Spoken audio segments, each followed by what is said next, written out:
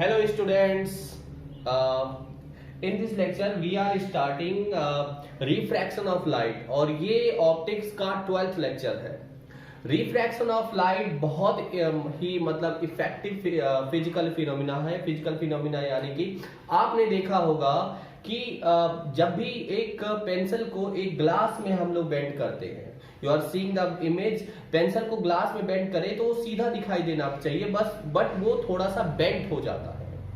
आप देख रहे होंगे इमेज में कि एक मछली है जो कि थोड़े से नीचे है, लेकिन एक्चुअल में वो दिखाई कहां पड़ रही है, ऊपर दिखाई पड़ रही है, जिसकी वजह से जो देखने वाला है वो क्या हो जा रहा है, कंफ्यूज हो जा रहा है। ये भी किसकी वजह से होता है? Due to refraction of light. आप देख रहे हैं ट्विंकलिंग ऑफ स्टार, मतलब आपने देखा होगा स्टार्स ट्विंकल करते हैं, हमें जो अपीयर होता है, but they actually do not twinkle because twinkling हमको अपीयर होता है, वो एक्चुअल में ट्विंकल नहीं करते हैं। तो ये भी किसकी वजह से होता है? Refraction of light. आप ने देखा होगा कि सनसेट और सनराइज, सनसेट आपने देखा होगा कि बहुत 5 मिनट बाद होता है, मतलब कि जब सन डूब जाता है उसके बाद में भी हम उसको देखते हैं, और सनराइज 5 मिनट पहले होता है, यानी कि सनराइज होने के पहले ही सनराइज हो जाता है। इसका मतलब अगर कोई आपको एकदम सनराइज पे उठाता है तो उसको बोल सकते हो कि अभी 5 मिनट बाद उठाना, अभी हुआ नहीं है, एक्चुअल में तुम्हें लग रहा है ऐसा हुआ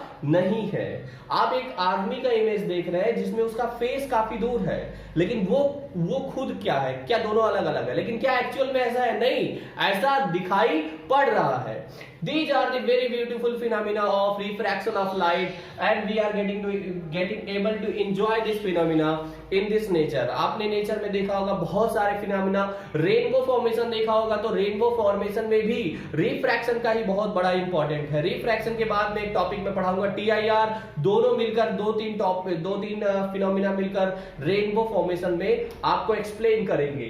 then we come to the point. तो फिजिकली ये तो आपके मैंने एग्जांपल्स बता दिए कि इतने एग्जांपल्स आपके पास में है रेनबो फॉर्म मतलब रिफ्रैक्शन के। तो रिफ्रैक्शन है क्या समझना। सपोज करो एक लाइट रे है, अच्छा मीडियम आपको पता है, मान लो ये मीडियम है, ऊपर वाला मीडियम है, सपोज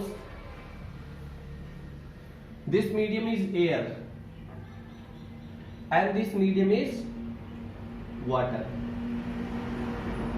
तो जब भी लाइट रे आता है वन मीडियम से अनदर मीडियम, वन मीडियम से अनदर मीडियम, जब लाइट रे आता है, लाइट रे एक मीडियम में तो स्ट्रेट लाइन में चलता है, अगर मीडियम सेम है तो लाइट रे कैसे चलता है? स्ट्रेट लाइन में। लेकिन जब भी मीडियम बदलेगा, जब भी मीडियम बदलेगा, लाइट रे बेंड हो जाता है। क्या हो जाता है? बेंड हो जाता है, या तो इधर बेंड होगा या तो उधर बेंड होगा। तो इस केस में इधर होगा, किस केस में किधर होगा, ये भी जानकारी हम लोग पता कर सकते हैं। तो यहां पर देखना, तो क्या है refraction? Bending of light when it comes from one medium to another medium. Bending of light when it comes from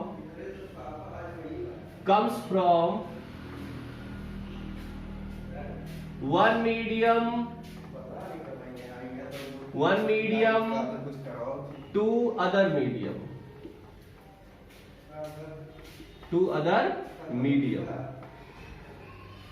one medium to, जब लाइट रे एक मीडियम से दूसरे मीडियम में जाता है तो इस इवेंट को क्या बोलते हैं? Refraction of light. And this angle, this is incident ray, this is कौन सा रे?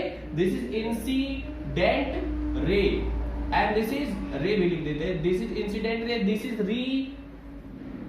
refracted ray, this is refracted ray, this angle, and this one is called as normal, this one is called as normal, this angle is called as angle of incidence, and this angle is called as angle of refraction. तो normal और incident ray के बीच में angle को क्या बोलते हैं? Angle of incidence. और normal और रिफ्रैक्टेड रे के बीच में एंगल को क्या बोलते हैं? Angle of refraction. तो यहां पर दोनों एंगल्स को हम डिफाइन करेंगे। अगर आपसे कोई पूछता है what is refraction of light, then refraction of light, bending of light when it comes from one medium to another medium. और सारे एग्जांपल्स हम लोग समझ चुके हैं। अब इसमें इंपॉर्टेंट टर्म्स आते हैं, जैसे एक टर्म हमें सीखना पड़ेगा रिफ्रैक्टिव इंडेक्स, एक टर्म हमें सीखना पड़ेगा रिफ्रैक्टिव इंडेक्स। तो पहले हम लोग क्या सीखेंगे, refractive index. After learning refractive index we will learn refraction of light. और रिफ्रैक्शन ऑफ लाइट एक्चुअली तो फिनोमिना तो यही है, बट रिफ्रैक्शन ऑफ लाइट में मैथमेटिकल टर्म्स क्या है, ये तो मैंने फिजिकल बता दिया, मैथमेटिकल टर्म्स क्या है, और मैथमेटिकल टर्म्स को डिफाइन किया है स्नेल ने, और उसी बेसिस पे हम लोग पढ़ेंगे स्नेल्स लॉ। तो first of all we are going to learn refractive index of the light.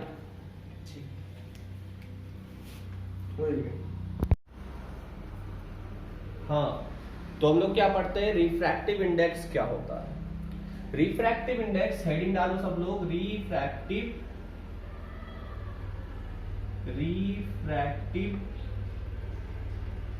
Index. What is refractive index? Writing बहुत अच्छी बैठ रही है, very good writing. Refractive index क्या है तो समझना, first of all discuss about medium. तो मीडियम्स क्या क्या है, जैसे एयर हो गया, जैसे वाटर हो गया, जैसे जैसे जैसे कैरोसिन हो गया, जैसे ग्लास हो गया, जैसे बहुत सारे मीडियम्स हैं। अब अलग अलग अलग अलग अलग अलग अलग अलग अलग अलग मतलब भिन्न मीडियम में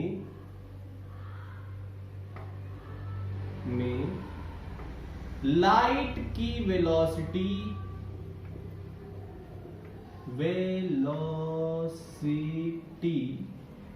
अलग अलग होगी।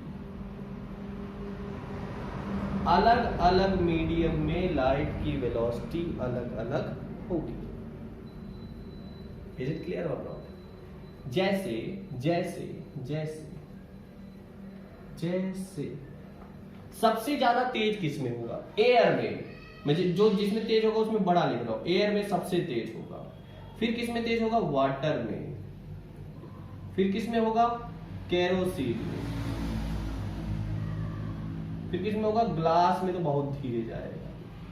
तो सबसे ज्यादा तेज किसमें जाएगा, एयर में।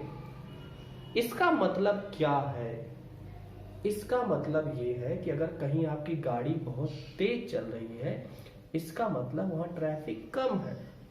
ट्रैफिक क्या है, कम है। और जहां ट्रैफिक कम है उसको एक टर्म देते हैं, जिस मीडियम का ट्रैफिक कम है उसको बोलते हैं लेस डेंसर। मतलब जिस मीडियम में जितनी ज्यादा ट्रैफिक है उतनी ज्यादा उसकी क्या है, ऑप्टिकल क्या है, ऑप्टिकल डेंसिटी। उसकी उतनी ज्यादा क्या है, ऑप्टिकल डेंसिटी। ऑप्टिकल डेंसिटी मतलब वो ज्यादा डेंसर है। तो जिस मीडियम की ऑप्टिकल डेंसिटी ज्यादा होगा उसमें लाइट स्लो चलेगा। तो सबसे स्लो किसमें है, ग्लास में। सबसे स्लो किसमें है, ग्लास में। इसका मतलब हर एक मीडियम में लाइट अलग अलग स्पीड से चलता है। तो हर एक मीडियम का मैं ऐसे समझा, एक मीडियम का एक पावर है, एक क्या है, पावर है। मतलब अलग अलग मीडियम का अलग अलग क्या है, पावर है। इसका मतलब हर एक मीडियम का अपना अपना क्या है, पावर है। और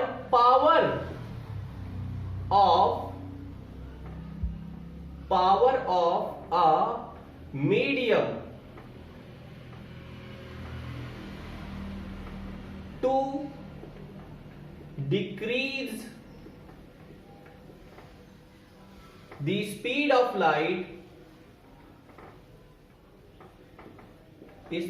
of light is called refractive index of the medium। Power of a medium to decrease the speed of light is called refractive index of the medium.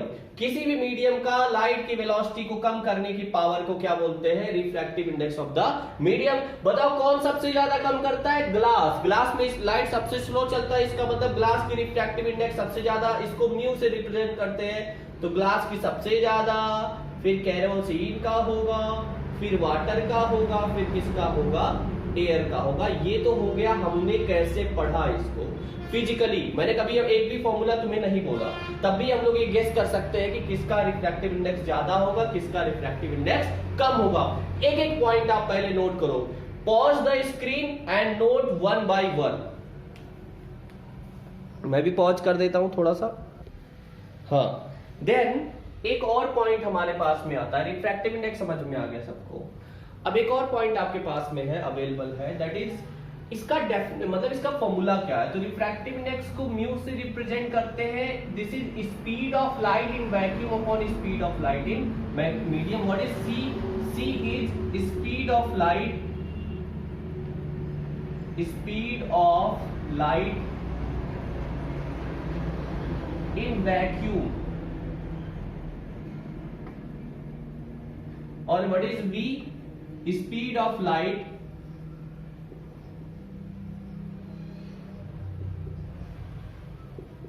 In medium. अब बताओ मीडियम, अच्छा सबसे ज्यादा तेज लाइट किस में चलता है? वैक्यूम में। सबसे ज्यादा तेज लाइट किस में चलता है? वैक्यूम में। मतलब velocity will always be less than और equal to C. Velocity will always be less than और इक्वल टू सी। ये बात सही है या गलत है? सही है। वेलोसिटी हमेशा किसी भी मीडियम में स्पीड जो होगा, किसी भी मीडियम में स्पीड जो होगा वैक्यूम में स्पीड से कम होगा या उसके बराबर होगा। अब उसके बराबर होने का मतलब मीडियम खुद ही क्या हो गया? वैक्यूम हो गया। तो वैक्यूम एक ऐसा मीडियम है जिसमें सी होगा और अदर मीडियम में कम होगा, तो वेलोसिटी की वैल्यू सी होगी या सी से कम होगी। तो इसी इनइक्वालिटी को सॉल्व अगर मैं करूं तो इधर 1 आ जाएगा, इधर क्या आ जाएगा? सी बाई बी। और सी बाई बी को क्या कहते हैं? म्यू। इसका मतलब रिफ्रैक्टिव इंडेक्स की वैल्यू हमेशा 1 के बराबर या तो होगी या 1 से बड़ी होगी। इज इट क्लियर और नॉट? बहुत इंपॉर्टेंट बात मैंने बोला। अब यहां पर समझ में आया रिफ्रैक्टिव इंडेक्स आप लोग को? देन अगर मैं रिफ्रैक्टिव इंडेक्स ऑफ वैक्यूम निकालूं तो वैक्यूम में स्पीड ऑफ लाइट सी होता है, स्पीड ऑफ लाइट सी, तो यहां, और वैक्यूम अगर मीडियम के तौर पे लिया जाए तो स्पीड उसमें सी होगा ही, तो क्या 1 आएगा। तो वैक्यूम की रिफ्रैक्टिव इंडेक्स क्या होगी? 1 होगी। लाइकवाइज हम लोग एयर की भी रिफ्रैक्टिव इंडेक्स क्या मानते हैं? 1 मानते हैं। वी अज्यूम दैट कि एयर में भी पार्टिकल्स बहुत कम है, हालांकि है वैक्यूम के रिस्पेक्ट में, तो जितनी स्पीड लाइट की वैक्यूम में है लगभग उतनी ही एयर में है, लगभग मतलब अप्रोक्सीमेटली। तो एयर का भी रिफ्रैक्टिव इंडेक्स अप्रोक्सीमेटली क्या माना जाएगा? 1 माना जाएगा। इज इट क्लियर और नॉट? वैसे अगर आपको वाटर का रिफ्रैक्टिव इंडेक्स पता करना हो तो ये क्या है? 1.33 होता है। और ऐसे अगर ग्लास का पता करना हो तो ये क्या होता है? 1.65। तो सर आपको कैसे याद है? ऑब्वियसली याद है, मतलब हर एक मटेरियल का रिफ्रैक्टिव इंडेक्स निकाला गया। आप कोई भी मटेरियल गूगल पे सर्च करो, you will get the refractive index of that material. मतलब प्रेजेंट टाइम में हम हर एक मटेरियल का रिफ्रैक्टिव इंडेक्स कैलकुलेट कर सकते हैं। उसमें स्पीड ऑफ लाइट पता करेंगे, वैक्यूम में पता है, डिवाइड कर देंगे, we will get the refractive index of the medium. Then important term is, अब ये समझ में आया कि नहीं आया? ये तो सबको समझ में आया। कौन ज्यादा डेंसर है? क्या यहां से समझ में आ रहा है रिफ्रैक्टिव इंडेक्स इसका ज्यादा इसका कम है? क्या मैंने तुम्हें पहले ही बता दिया था? ठीक है। अच्छा, यहां पर एक और इंपॉर्टेंट बात है।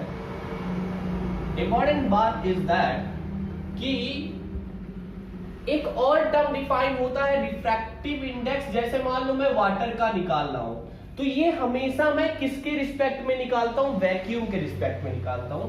तो हमेशा ये साइलेंट रहता है वैक्यूम। तो यहां जो मैं C लिखता हूं और यहां V लिखता हूं, वेलोसिटी इन वाटर और वेलोसिटी इन वैक्यूम, तो यहां जब भी अगर नॉर्मल निकाला जाएगा वैक्यूम के रिस्पेक्ट में होगा, तो यहां वैक्यूम लिखने की जरूरत नहीं है। लेकिन अगर मैं रिफ्रैक्टिव इंडेक्स ऑफ वाटर निकाल रहा हूं with respect to glass, what is this? This is refractive index of water with respect to glass. तो यहां पर हम लोग लिखेंगे जो ये वाला मीडियम है, जैसे यहां वैक्यूम हुआ करता था लिखते नहीं थे तो, लेकिन वैक्यूम जो ये वाला मीडियम है उसकी वेलोसिटी ऊपर लिखते हैं, तो ये वाले मीडियम की वेलोसिटी ऊपर लिखेंगे, वेलोसिटी इन ग्लास ऊपर, और ये वाले मीडियम की वेलोसिटी कहां लिखेंगे, नीचे, वेलोसिटी इन इसका। तो ये ध्यान रखना, इस मीडियम की वेलोसिटी, इस मीडियम की वेलोसिटी ऊपर होगी, सही है, और इस मीडियम की वेलोसिटी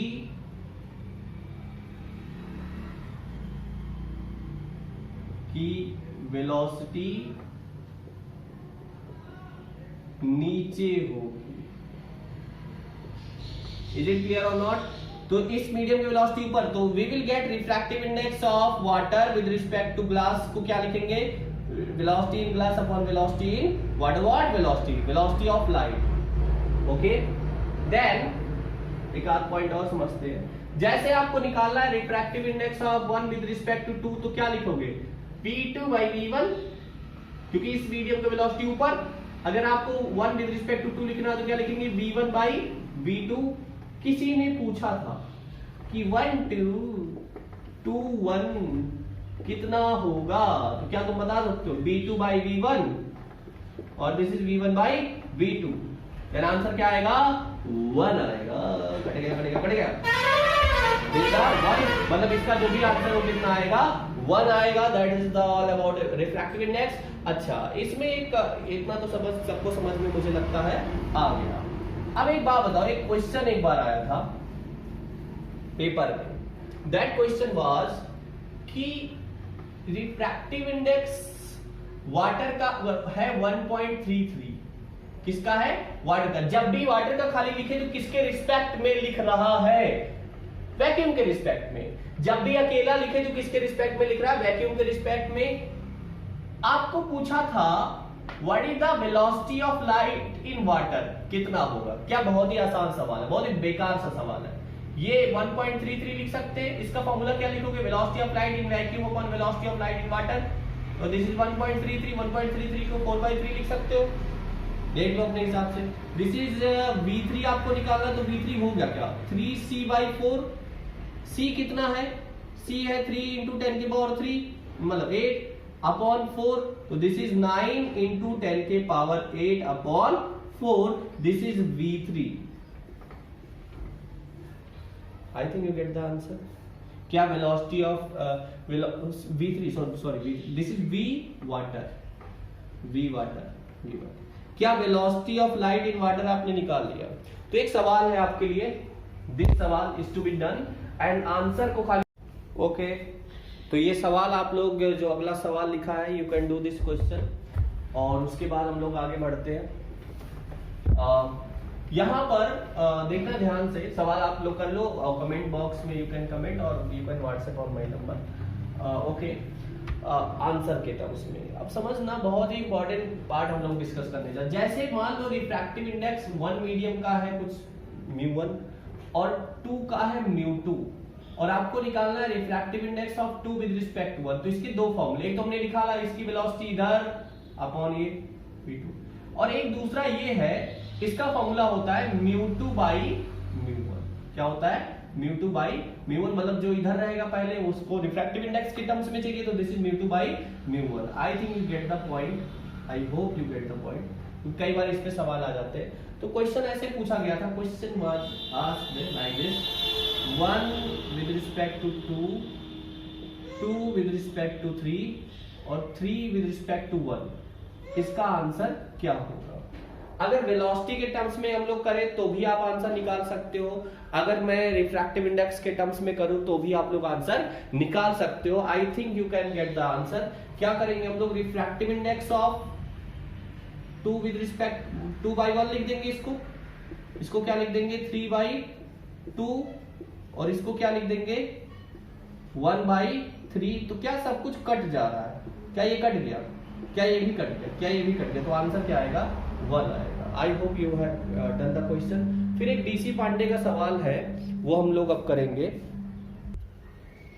क्वेश्चन को पढ़िए पहले।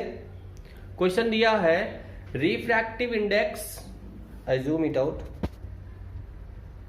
आई hope you can get the question. Okay okay okay okay okay refractive index of glass with respect to water is 9/8। कितना है? 9/8।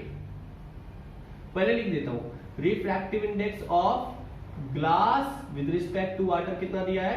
9/8। Is it clear? बहुत टफ लगता है सवाल, मैं देखो तुरंत करवाता हूं, आसान सा। Refractive index of glass with respect to air, तो लिखेंगे of glass with respect to air is 3/2। Find refractive index of water with respect to air, तो अपने को क्या निकालना है? Water with respect to air. तो क्या इस तरह का कोई ट्रिपलेट तुम बना सकते हो? जो हम लोग पहला सवाल किए थे उससे रिलेट किया जा सकता है। The question was refractive index of 1 with respect to 2, फिर 2 विद रिस्पेक्ट टू 3, फिर 3 विद रिस्पेक्ट टू 1। खास बात क्या था कि ये देखो मैच कर रहे थे, तभी तो आंसर बनाया था, और ये लास्ट वाले मैच कर जाए। तो कुछ ऐसा ट्रिपलेट हम लोग बना दें, हालांकि वैसे भी कर सकते हो, रिफ्रैक्टिव इंडेक्स निकाल के कर सकते हो, बट फिर भी एक तरीका, इस तरीके से कैसे हम लोग कर सकते हैं, ट्रिपलेट बना दो। जैसे मैं ले लेता हूं जो मुझे चाहिए, ये चाहिए ना मुझे, अब मुझे इसके आगे लिखना है, तो इसके आगे मतलब ए यहां आना चाहिए, ए इधर आना चाहिए। तो ऐसा कुछ पॉसिबल है क्या? उल्टा करना पड़ेगा क्या? जैसे समझना, अगर पॉसिबल हो तो ठीक है, अदरवाइज। अच्छा एक चीज मैं तुम्हें और बता दूं, एक चीज इस क्वेश्चन को सॉल्व करने के लिए, कि refractive index of 1 with respect to 2 अगर निकाले तो μ1/μ2 निकलेगा, और अगर मैं 2 विद रिस्पेक्ट टू 1 निकालूं तो क्या आएगा? μ2/μ1 आएगा। तो क्या इसको ऐसे लिख सकता हूं 1/μ1/μ2? तो क्या 1 refractive index of 1 with respect to 2, तो क्या refractive index 2 with respect to 1 equal to 1/1 with respect to 2? क्या आपको समझ में आता है? नहीं आता है? ये तो बहुत आसान है। क्या ये तरीका तुम्हें समझ में आता है? मतलब अगर मुझे air, glass with respect to air निकालना है, तो एयर, यहां हमें एक चीज और पता है, air with respect to glass क्या तुम्हें ऑलरेडी पता है? क्या? 2/3। अगर तुम्हें जरूरत पड़े तो glass with respect to water तुम्हें, sorry, water with respect to glass तुम्हें पता है क्या? हालांकि जरूरत पड़े ना पड़े वो तुम्हारे ऊपर डिपेंड करता है। क्या तुम्हें पता है? 8/9 जरूरत पड़ने पर। तो क्या माहौल बना सकते हैं हम लोग? क्या water with respect to air सही है? अब मुझे इधर क्या लगा है? मुझे इधर लाना एयर, तो क्या इसे लगाऊं या इसे लगाऊं? इसे लगाता हूं, तो क्या यहां लगा दूंगा air with respect to glass. तो यहां क्या लगाऊंगा? मुझे ग्लास चाहिए, तो ग्लास अपने पास है, glass with respect to water. क्या इसका आंसर 1 आएगा? ऑब्वियसली क्या पहला वाला देखना, इधर ये कट जाएंगे, लास्ट वाला कट जाएंगे, जिसका आंसर क्या ही आएगा? 1 आएगा। क्या तुम्हें water with respect to glass पता है? 9/8। क्या तुम्हें glass with respect to water पता है? क्या? 2/3। तो क्या तुम्हें air with water with respect to air पता चल जाएगा? नहीं पता चलेगा क्या? तो यहां से water with respect to air क्या आएगा? कट पिट गए, 4 हो गया, तो 12/9, देखना इधर 12/9, तो दिस इज 4/3। तो आई थिंक ये होता भी तो है 1.3 थी। क्या तुम्हें मैंने बताया था कि नहीं बताया था? बताया था। Are you getting the point? ऐसे बहुत सारे सवाल होते हैं जो इस तरह का आपको मतलब फंसा के थे। तो एक बात समझना, विद रिस्पेक्ट टू का खेल क्या तुम्हें समझ में आया? अगर समझ में आया देन कमेंट बॉक्स में आप इसके आंसर्स करेंगे, यस लिखेंगे, कुछ ना। आई नीड सम कमेंट, क्योंकि वो यार वन वे मुझे समझ में नहीं आता, मुझे बच्चों का रिस्पॉन्स चाहिए। तुम लोग नहीं दे रहे हो तो तुम लोगों को पाप लगेगा। मतलब वो जैसे कोई वर्क कर रहा हो और रिस्पॉन्स नहीं दे रहे हो, ये कोई बात नहीं है। तो आई think you should be responsible for your duty. आज का लेक्चर यहीं पर खत्म करते हैं, और डेली अब बोर्ड वाला अगर आपको ज़्यादा बेटर लगता है देन यू कैन कमेंट कि बोर्ड वाला ही फॉलो किया जाए। अच्छा, न्यूमेरिकल्स के लिए मैं वो कॉपी वाला ही मेथड फॉलो करूंगा, और समझाने के लिए बोर्ड वाला मेथड मुझे भी अच्छा लगता है ज़्यादा। तो न्यूमेरिकल्स के लिए कॉपी वाला बेटर है, क्योंकि उसमें लिखना उखना आसान रहता है। इंट्रोडक्शन न्यूमेरिकल के लिए तो मैं इसमें करवाऊंगा ही, जैसे क्वेश्चंस हो गए एनसीईआरटी के पार्ट हो गए। अच्छा हाँ, कुछ बच्चों का ये है कि सर एनसीईआरटी के क्वेश्चंस नहीं करवाए रहे, तो एक बात समझ लो, पहले एनसीईआरटी के सवाल मैं इतनी गारंटी लेता हूँ एक एक क्वेश्चन डिस्कस होगा। अभी मैं देखता हूँ कि कितना पार्ट हमने कवर कर लिया और उससे रिलेटेड एनसीईआरटी का एक लेक्चर निकालने वाला हूँ।